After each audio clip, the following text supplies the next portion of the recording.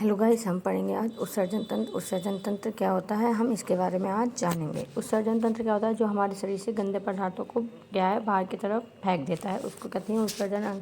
और हम ये भी देखेंगे कि हमारे शरीर में उत्सर्जन अंग कितने प्रकार के होते हैं।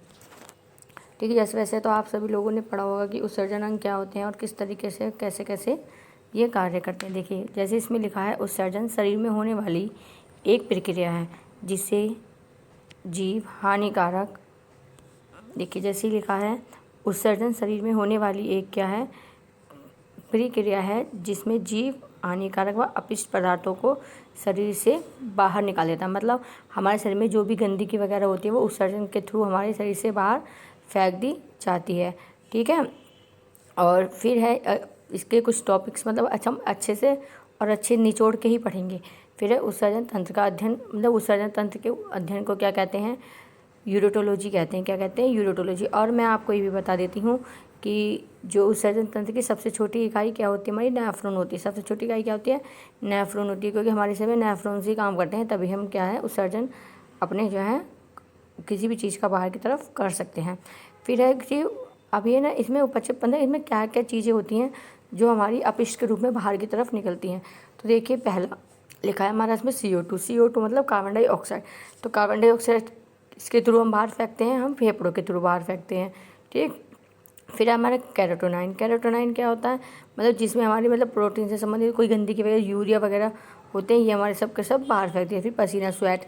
तो स्वेट हम क्या करें? मतलब स्वेट मीन्स पसीना। पसीना मतलब जब हम स्वेट ग्रंथियों के थ्रू हम पसीने को मतलब पसीना हम बाहर की तरफ निकालते हैं। जो भी ये भी एक तरह की संधि मतलब गंदगी होती है जो कि पसीने के थ्रू बाहर आ जाती है, जिससे कि हमारे बॉडी का टेम्परेचर ठीक रहता है। और हमारे रोम छिद्र ऐसे होते हैं कि जो उसको वापस से ऑब्जॉर्ब नहीं करते हैं, वो बाहर से बन के उड़ जाता है, लेकिन पसीने को वापस हमारे शरीर में वो सिर्फ बाहर निकल सकते हैं, उसमें अंदर जाने का ऑब्जर्वेशन नहीं होता है। ठीक है, और ये क्या कहता है? आयन की मतलब अधिकता से होता है। कि मतलब हमारे पसीना क्यों आता है? क्योंकि जब हमारे शरीर में आयन अधिक हो जाते हैं तब हमें पसीना आता है। फिर नाइट्रोजन युक्त अपशिष्ट। अब नाइट्रोजन अपशिष्ट पदार्थ क्या होते हैं? जैसे यूरिया। जैसे ये नाइट्रोजन युक्त पदार्थ जो होते हैं ये हमारे यूरिन में मिले होते हैं। मतलब जो क्योंकि नेफ्रॉन, यूरिन तो हमारे नेफ्रॉन्स मतलब वृक्क के थ्रू ही बाहर निकलता है। तो उसमें मतलब उसमें यूरिन निकलता है, वृक्क से यूरिन आता है, यूरिन के थ्रू ही हमारे शरीर में यूरिया, यूरिन और अमोनिया की मात्रा होती है। और आपने नोटिस करा होगा कभी कभी किसी जैसे पेशाब वगैरह में ज़्यादा बदबू आती है, तो वो हमारे किसके? अमोनिया के कारण आती है। किसके कारण आती है? अमोनिया के कारण आती है। ठीक है, और जैसे जैसे सपोज दैट ये लगा लीजिए, जैसे आपने खाना खाया, जैसे चावल दाल खाया आपने, उसको मिला के खाने पे आपने क्या, ये पोषक तत्व तो आपने ले ली, बस पोषक तत्व के साथ मल भी होता है। तो मल क्या होता है? हमारा हानिकारक चीज़ें होती हैं। ठीक, अब ये श्वसन हानिकारक, मतलब हमारे लिए कौन सा श्वसन हानिकारक होता है, कौन सा? क्या, ये देखिए अभी मैं कहा श्वसन मतलब C6H12 O6 + O2, मतलब यह है ग्लूकोज प्लस O2। O2 मतलब ऑक्सीजन। ये में तो देखो हमने क्या बाहर मतलब क्या फेंका बाहर, मतलब क्या निकलता है इससे? CO2 निकली, H2O मतलब जल निकला, और रेट पे हमें ऊर्जा मिल गई। ठीक है, CO2 H2O, ये हमें जल प्राप्त हो गया, हमें वो, और बाकी जो चौथा पदार्थ है वो सारा बाहर आ जाता है।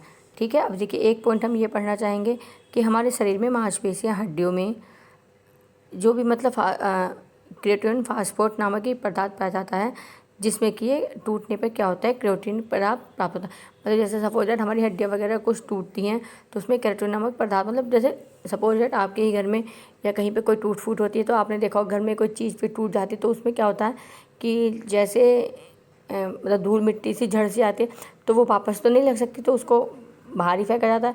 तो इसी तरीके से क्रिएटिन जो होते हैं ये भी हमारे एक तरीके से बाहर फेंके जाने वाले तत्व होते हैं। ठीक है, अब देखिए आगे देखते हैं हम।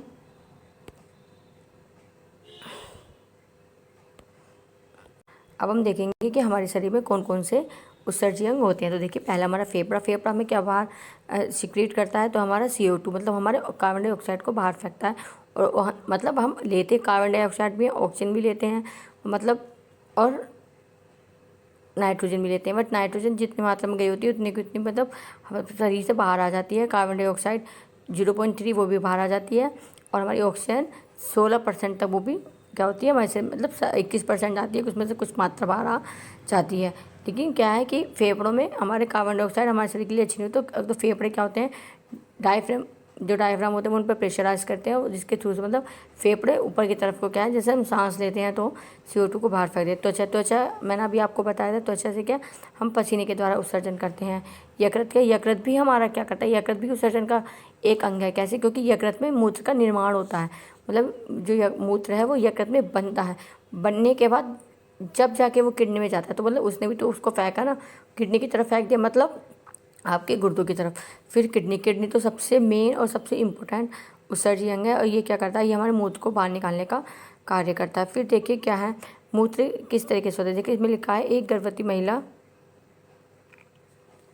केराटिनाइन क्या, एक गर्भवती महिला स्तन पान कराने वाली महिला से मिलती है। जैसे केराटिनाइन गर्भवती स्तन पान कराने वाली महिला से ये क्या है, मिलती है। जैसे अमोनो मूत्र में क्षीणता, गंधक, यूरिया, ये सब मतलब इनमें ये मिलता है। अब देखिए क्या है, यकृत, रुकिए एक मिनट आप अभी देखिए, यकृत में अमीनो अम्ल के टूटने से क्या होता है, यूरिया का निर्माण होता है। जब यकृत में अमीनो अम्ल टूटते हैं, मतलब जब आपको पता होगा यकृत एक हमारा ऐसा अंग होता है जिसमें कि हमारे सारे के सारे चीज़ें मतलब ऑब्जर्व, जो चीज़ कहीं नहीं रखी जा सकती, वो हमारा यकृत कहता है तुम मेरे पास आ जाओ, मैं रख लूँगा। तो उसमें ज़्यादातर सारी चीज़ें रखी है। तो यकृत में क्या है, हमें जब अमीनो एसिड टूटते हैं ना, मीन्स अमीनो अम्ल टूटते हैं, तो यहाँ पर यूरिया मतलब अमीनो से मूत्र का निर्माण हो जाता है। उत्सर्जी पदार्थों के आधार पर सजीव, मतलब उत्सर्जी पदार्थ, अब जो सजीव हम हैं तो उसमें क्या क्या चीज़ें होती हैं वो देखिए। जैसे अमीनो टैलिक की उत्सर्जी, ये क्या है, उत्सर्जी पदार्थ है, जिसमें ये सबसे ज़्यादा खतरनाक होता है हमारे लिए। ठीक है, तो इसमें क्या होती है, अमोनिया।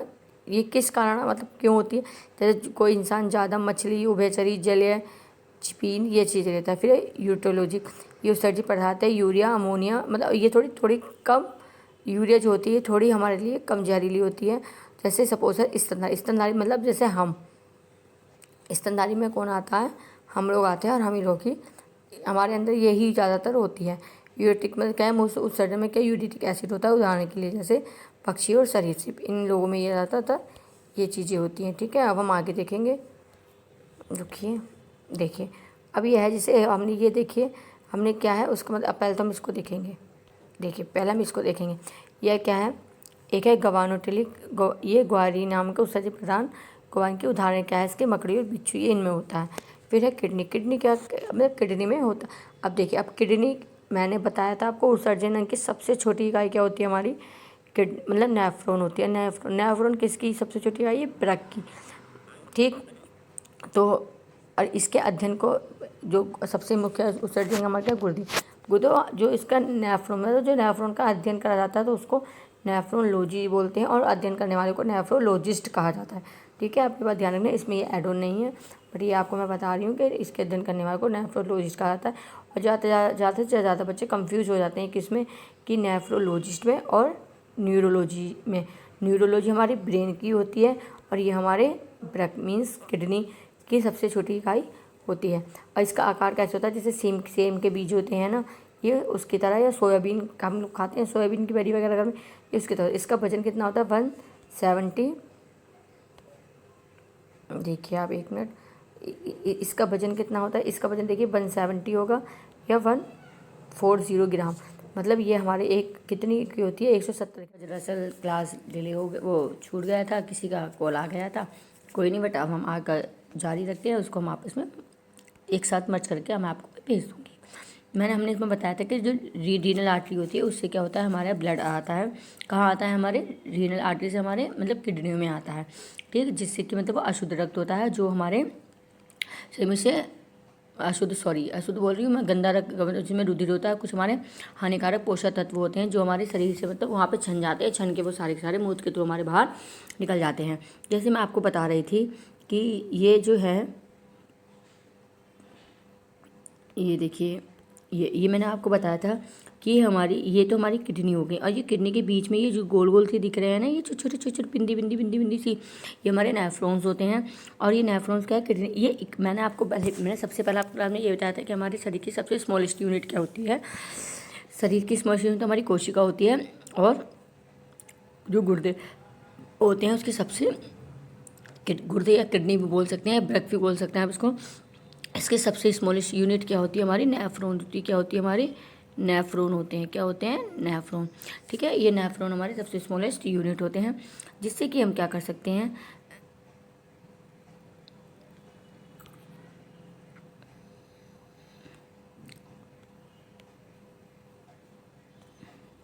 जिससे मतलब ये हमारे सबसे स्मॉलेस्ट यूनिट होती है। और ये इससे क्या होते हैं, संख्या में 1 मिलियन, एक हमारे एक किडनी में, जब जैसे मतलब समथिंग ये वाली किडनी में हमारे कम से कम 1 मिलियन क्या होते हैं, हमारे नेफ्रॉन्स होते हैं। नेफ्रॉन्स की संख्या कितनी होती है? एक गुर्दे में 1 मिलियन समथिंग एक गुर्दे में होती है। फिर ये क्या देखिए, ये हमारे क्या होती है, ये हमारी मूत्राशय वो होती है, ये पीली पीली डग से दिख रही है ना, ये मूत्र नली होती है। इसमें इसके थ्रू मतलब रक्त जो है छन के क्या इन नलियों में आता है, और यहाँ पे आके ये मूत्र स्टोर करने का क्या मूत्राशय होता है, यहाँ पे हमारा मूत्र आके मूत्र या पेशाब आके हमारा यहाँ पे आके इकट्ठा हो जाता है। यह मूत्र मतलब देखो लिखा है ना यहाँ पे, यह मूत्र का संचय होता है। संचय मतलब यहाँ मूत्र आके इकट्ठा हो जाता है। और समथिंग ये हमें कब महसूस होता है कि अब हमें यूरिन पास करना चाहिए, जब हमारे मतलब जो मेल होता है, मेल रिप्रोड्यूस मतलब मेल के किडनी में 800 ml मूत्र इकट्ठा हो जाता है, और फीमेल में 500 ml मूत्र इकट्ठा हो जाता है। तब मेल को 800 हो जाएगा तो मेल को महसूस होगा कि अब मूत्र त्याग करना चाहिए, और जो फीमेल को 500 तक इकट्ठा हो जाता है तो उसको यूरिन पास करने की फीलिंग स्पष्ट हो जाती है। अब जैसे इसकी लंबाई होती है, ठीक है, अभी देखिए अब ये वाला जो ये क्या है, ये यूरेथ्रा पार्ट जिसके थ्रू वो बाहर आता है, तो इसकी लंबाई फीमेल में कितनी है, 2.5 सेंटीमीटर होती है, और मेल में 3.5 सेंटीमीटर होती है। सॉरी, मेल में होती है 10 सेंटीमीटर, और फीमेल की होती है 2 पॉइंट। देखिए अब आपने देखा होगा मेल वर्जन होते हैं उनकी ये वाली चीज़ क्या होती है, मतलब इसकी लंबाई मतलब यूरेथ्रा वाले पार्ट जो होता है इसकी लंबाई मतलब बड़ी होती है, क्योंकि उनका मूत्र वाहिनी के थ्रू आप समझ सकते होंगे मैं क्या कहना चाहिए, उसके थ्रू मतलब लंबाई का तो वो 10 सेंटीमीटर की होती है, और फीमेल में बेंजाइना पार्ट छोटा होता है, तो जिसके थ्रू 2.5 की ऑलरेडी इसकी ये होती है। अब ये क्या है, नेफ्रॉन। नेफ्रॉन किडनी की संरचनात्मक एवं कार्यात्मक है। नेफ्रॉन ही क्या है, मतलब कार्य करने वाली क्या है, इकाई है। जो मतलब नेफ्रॉन ही एक ऐसी इकाई है जो कार्य करने का मतलब गुर्दे की जो कार्यात्मक इकाई है नेफ्रॉन, गुर्दे की क्या है, कार्यात्मक मतलब गुर्दे जो काम करते हैं वो नेफ्रॉन के थ्रू करते हैं, और ये इसकी क्या है, कार्यात्मक और संरचना, मतलब जिसके थ्रू मतलब हमारे गुर्दों का निर्माण होता है। ठीक है, ये हमारी मूत्र वाहिनी थी, मैंने आपको बता दिया था, मैं आपको ये भी समझा दिया था। अब हम थोड़ा आगे देखते हैं। ठीक है,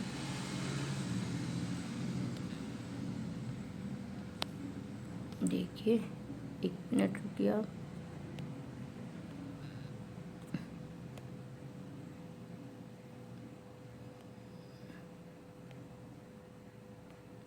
देखिए अब हम इसको थोड़ा सा बड़ा करके यहाँ पे ये भी मैंने आपको पढ़ा दिया था। अब हम देखते हैं, देखो कि एक नेफ्रॉन की संरचना होती कैसी है। अब हम उसको देखें। देखिए ये होती है नेफ्रॉन की संरचना, मतलब नेफ्रॉन किस तरीके का होता है। एक नेफ्रॉन उसमें छोटा सी बिंदी सी लगी थी। देखिए ये क्या होता है, ये देखिए आप इसको, ये दिख रहा है आपको, ये हमारा किसके आकार का होता है, ये हमारे प्याले के आकार का है। देखिए किसके आकार का है, ये हमारे प्याले के आकार, जैसे प्याला होता है चाय पीने वाला, उसके तहत तो ये क्या है, रीनल आर्टरी। ये क्या है, रीनल आर्टरी के थ्रू क्या होता है हमारे इसके अंदर आ जाता है। किसके थ्रू आ रहा है, देखिए ये रीनल आर्टरी के थ्रू, ये इसमें रीनल आर्टरी के थ्रू क्या हुआ, हमारे रुधिर इसमें आ गया, और रुधिर के साथ साथ हमारे इसमें हानिकारक तत्व भी आ गए। और इस वाले हिस्से को क्या बोलते हैं, इसको बोलते हैं woman capsule. Woman capsule means इसके प्याला, ये उसको हिंदी में बोलते हैं प्याले नुमा संरचना। तो इसकी जो संरचना मतलब जो बनावट है वो किसके प्याले नुमा संरचना की तरह है। और देखिए ये जो इसका पीला वाला भाग है, ये इसको बोलते हैं ग्लोमरस फिल्टर, मतलब ये क्या करता है, फिल्टर करने का काम करते हैं। ठीक, अब यहाँ पे ही क्या हमारा ये इसको करने में मतलब टिश्यूज मतलब ये टिश्यू को छानने का कार्य करता है। अभी हमारी क्या है, ये हमारी डक्ट आ रही है, कौन सी, डीपीटी डक्ट बोलते हैं, जिसको अवरोही अंग बोलते हैं, मतलब ये हमारे उल्टे से क्या होती है, चलती है। और ये जो चीज़ हमारी इस पूरे स्ट्रक्चर को बोलते हैं हैनेले लूप। क्या बोलते हैं, हैनेले लूप। ठीक है, अब ये जो हमारी आर्टरी आ रही थी, अब जिसको हम मतलब कर रहे थे, तो देखिए ये हमारी क्या है, डिसेंडिंग लिम्स, मतलब ये हमारी अवरोही क्रम वाली चलने वाली क्या है, संरचना। अब ये देखो, ये हमारी नीचे की तरफ थी, ये हमारी ऊपर है, मतलब ये आरोही है, ये अवरोही। अब आपको आपने इंग्लिश मैथ में पढ़ा होगा, आरोही क्रम अवरोही क्रम। आरोही क्रम में सीधे ऊपर की तरफ बढ़ते हैं, अवरोही में नीचे की तरफ करते हैं, मतलब बड़े से नीचे आ जाते हैं, और आरोही में छोटे से लेके बड़े पे जाते हैं। सेम प्रोसीजर ये वाला है आपका। तो अब इसमें क्या है कि जो आपके ये पैरोमैक्सिल वो होती है ये नली आपकी। फिर आपको क्या करना है, अब देखिए ये तो रुधिर है, अब यहाँ पे ये तो हमने नलियाँ देखी। अब ये इसकी क्या होती है आरोग्य में, अब यहाँ पे जाके क्या होता है हमारे यहाँ पानी का DCT के तहत स्टॉल हो जाती है और ये आके हमारे यहाँ पे क्या ये वाली चीज़ यहाँ पे मूत्राशय, मतलब ये हमारा मूत्र वाला जहाँ मूत्र हमारे इकट्ठा होता है ये वाला वो वाला पार्ट होता है जिसकी मूत्र छन के यूथ पार्ट के थ्रू मतलब गंदगी बाहर आ जाती है। और यहाँ पे ही DCT और PTCT में क्या होता है हमारे रक्त के अवशोषण कर लिया जाता है, जो गंदे पदार्थ होते हैं एक बार द्वारा वाटर का अवशोषण फिर से कर लिया जाता है। ठीक है, और मैं गुर्दे की धमनी का नाम मैंने आपको शुरू में ही बताया था, देखिए है रीनल आर्टरी। क्या है आपकी गुर्दे की धमनी का नाम? Renal artery. ये आपकी गुर्दे की धमनी का नाम है। किसका नाम है? गुर्दे की धमनी का नाम आपकी क्या है? रीनल आर्टरी है। क्या है आपका? Renal artery. ठीक है, क्या है आपका? Renal artery. ये आपके गुर्दे की धमनी का नाम है। ठीक है, अब हम आपको एक चीज़ और दिखाती हूँ। देखिए अभी रुकिए एक मिनट, आप देखिए ये है, ये कि हमारे यहाँ पे आया, इसके साथ देखो रुधिर में क्या कहता है, रुधिर में पानी आता है। रुधिर में जितने भी गंदे तत्व होते हैं, अमोनिया, ग्लूकोज, अमीनो एसिड, मूत्र, इस एसिडिक केमिकल, कैल्शियम, सब कुछ मतलब हमारे मूत्र में आता है। जो अब पता है इसमें एक, और ये क्या होती है, और ये किसके थ्रू आया, देखो आया इसमें, मतलब इस तरफ से क्या है रेनिला है, वेन मतलब एक रीनल धमनी होती है और रीनल शिरा होती है। ठीक है, जिस रीनल शिरा के थ्रू हमारे क्या होते हैं पोषक तत्व वगैरह, गंदे पोषक तत्व और रुधिर हमारा आता है। ठीक, और अब आपने जैसे पढ़ा होगा हमने कि रुधिर में हमारे बहुत सी चीज़ें क्या होती है, मतलब एक ग्लूकोज वगैरह वो नहीं सब कुछ आता है, लेकिन इसमें एक चीज़ क्या होती है, इसमें ये होता है कि जिस तरीके से हमारा रुधिर मतलब क्षमता है, यदि क्षमता है जो हमारे ब्लड में आवश्यक पोषक तत्व होते हैं वो हमारे वापस रीनल वेन्स के थ्रू वापस शरीर में वापस से भेज दिए जाते हैं। देखिए जो हमारी आर्टरीज होती हैं, ये जो हमारी ये आर्टरी हैं, ये गंदी चीज़ लाने का काम करती है, मतलब ब्लड में मिली हुई गंदी चीज़ को, और ये रीनल है ये हमारे वापस से भेजने का काम, मतलब जो ब्लड आया है जो इसको चाहिए, मतलब जो गंदगी वगैरह ये इसको यहीं से अवशोषित करते हुए इसको नीचे की तरफ यहाँ पे खींच लेती हैं। लेकिन जो पोषक तत्व हमारे लिए काम के होते हैं वो वापस से यहीं से वापस होके कहाँ होते हैं, अंगों में हमारे वापस चले जाते हैं। ठीक है, और ये मतलब जितने भी हमारे शरीर में पोषक इकट्ठे गंदे तत्व होते हैं रीनल के थ्रू, मतलब जितना भी ब्लड होता है जो हमारे शरीर के लिए आवश्यक नहीं, मतलब जो हमारे शरीर के लिए आवश्यक होते हैं वो हमारे रुधिर में किसके थ्रू, रुधिर में हमारे रीनल आर्टरी के थ्रू वापस से मूव ऑन हो जाते हैं, और बाकी के जो होते हैं वो रीनल आर्टरी के थ्रू अंदर आता है, और ये वेन के थ्रू क्या होते हैं हमारे मतलब वापस चला जाता है। बाकी यहाँ पे शुद्धिकरण की प्रक्रिया इस तरीके से मतलब हमारी चालू होती है और आगे हमारे मूत्राशय में इकट्ठी हो जाती है। और जब ये हो जाती है तो आदमी में कितनी बताई थी मैंने आपको, 800 ml इकट्ठी होती है, और फीमेल में कितनी होती है 500 ml। कितनी बताई थी मैंने आपको, फीमेल में 500, कितनी थी फीमेल में 500 थी, और हमारे मेल में कितनी थी, मेल में बताई थी मैंने आपको 800। देखिए रुकिए ज़्यादा वो हो गया है, मेल में मैंने आपको कितनी बताई थी, मेल में मैंने आपको बताई थी 800। ठीक है, और फीमेल में बताई थी 500। जब इनको इतनी मूत्र इकट्ठा हो जाता है तब इनको पता चलता है कि हमारे मूत्र मतलब मूत्र करने का आभास होता है कि अब हमें मूत्र मतलब मूत्र त्याग करना चाहिए। आई होप आपको मेरी क्लास पसंद आई होगी, अच्छी लगी होगी। अगर आपको पसंद आए तो प्लीज़ लाइक करें, शेयर करें, और जैसे को बच्चा मैं आपको ऐसी छोटी छोटी जानकारियाँ ही शॉर्ट वीडियो के थ्रू या छोटे छोटे सेशन के थ्रू देते रहूँगी, जो आपके लिए बहुत इंपॉर्टेंट है। आपके PGT TGT के लिए भी बहुत इंपॉर्टेंट है, क्योंकि इसमें TGT में तो एक बार को कम क्वेश्चन आते हैं, बट PGT में इससे भर के क्वेश्चन पूछे जाते हैं, जिससे कि हमारे काफ़ी चीज़ें अच्छे से क्लियर हो जाएंगी। मैं आपको बहुत शॉर्ट में बहुत अच्छे तरीके से समझाने की कोशिश की है। अगर आपको कोई क्वेरी लगे तो प्लीज़ आप मुझे मैसेज करें या मुझे कमेंट बॉक्स में डाल दें, मैं आपका रिप्लाई भी करूँगी। ठीक है, और प्लीज़ वीडियो को ज़्यादा शेयर करें, लाइक करें और सब्सक्राइब करें मेरे चैनल को, जिससे कि मैं आपको अच्छी अच्छी वीडियोज़ वगैरह इसी तरह से पोषक तत्वों की वीडियो छोटे वीडियो सेशन बना के मैं आपको देती हूँ। ज़्यादा आपका क्योंकि आपके पास भी ज़्यादा समय नहीं है पढ़ने का, है ना, तो आपको भी यूज़फुल होना चाहिए। मतलब मैं आपका लंबा समय 1-2 घंटे का लूँ करके तो वो अच्छा नहीं लगता, तो इसलिए मैंने आपको छोटी छोटी वीडियो के थ्रू आपके मतलब छोटी के थ्रू बड़ी बड़ी चीज़ों को आसान करने के लिए आपकी मैंने कोशिश की है। आई होप आपको आज का सेशन पसंद आया होगा। Thank you so much and thank you watching for me. ठीक है, अच्छा bye bye, take care all of you.